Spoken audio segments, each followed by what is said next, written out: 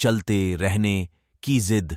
अजय पिछले 4-5 सालों से अपने शहर में होने वाली मैराथन में हिस्सा लेता था, लेकिन कभी भी उसने रेस पूरी नहीं की थी।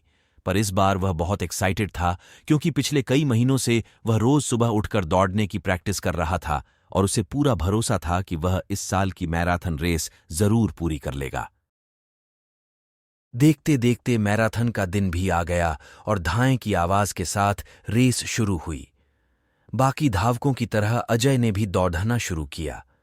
वह जोश से भरा हुआ था और बड़े अच्छे ढंग से दौड़ रहा था, लेकिन आधी रेस पूरी करने के बाद अजय बिल्कुल थक गया और उसके जी में आया कि बस अब वहीं बैठ जाए।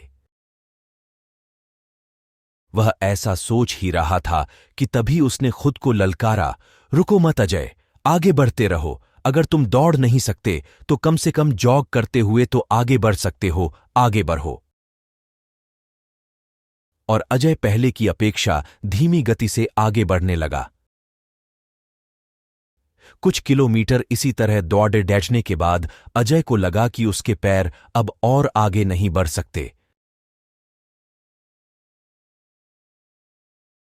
वह लड़खड़ाने लगा।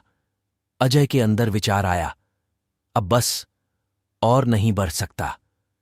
लेकिन एक बार फिर अजय ने खुद को समझाया, रुको मत अजय, अगर तुम जॉग नहीं कर सकते तो क्या कम से कम तुम चल तो सकते हो। चलते रहो अजय। अब जॉग करने की बजाय धीरे धीरे लक्ष्य की ओर बढ़ने लगा। बहुत से धावक अजय से आगे निकल चुके थे और जो पीछे थे वे भी अब आसानी से उसे पार कर रहे थे। अजय उन्हें आगे जाने देने के अलावा कुछ नहीं कर सकता था। चलते चलते अजय को फिनिशिंग पॉइंट दिखने लगा, लेकिन तभी वह अचानक से लड़खड़ाकर गिर पड़ा। उसके बाएं पैर की नसें खिंच गई थीं। अब कुछ भी हो जाए, मैं आगे नहीं बढ़ सकता। जमीन पर पड़े अजय के मन में ख्याल आया। लेकिन अगले पल ही वो जोर से चीखा, नहीं, आज चाहे जो हो जाए मैं ये रेस पूरी करके रहूंगा, ये मेरी जिद है। माना मैं चल नहीं सकता, लेकिन लड़खड़ाते लड़खड़ाते ही सही इस रेस को पूरा जरूर करूंगा। अजय ने साहस दिखाया और एक बार फिर असहनीय पीड़ा सहते हुए आगे बढ़ने लगा। और इस बार वह तब तक बढ़ता रहा जब तक उसने फिनिशिंग लाइन पार नहीं कर ली। और लाइन पार करते ही वह जमीन पर लेट गया। उसकी आंखों से आंसू बह रहे थे। अजय ने रेस पूरी कर ली थी।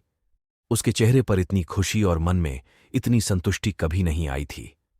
आज अजय ने अपने चलते रहने की जिद के कारण न सिर्फ एक रेस पूरी की थी, बल्कि जिंदगी की बाकी रेसों के लिए भी खुद को तैयार कर लिया था। दोस्तों, चलते रहने की जिद हमें किसी भी मंजिल तक पहुंचा सकती है।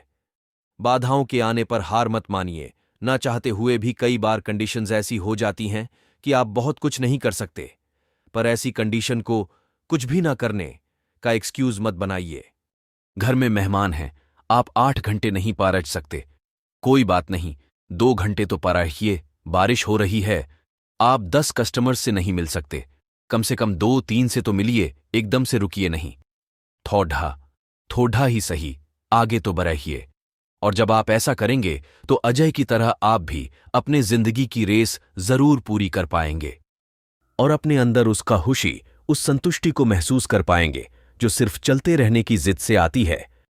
दोस्तों, अगर आपको ये हिंदी कहानी अच्छी लगी हो तो मेरे चैनल को सब्सक्राइब करें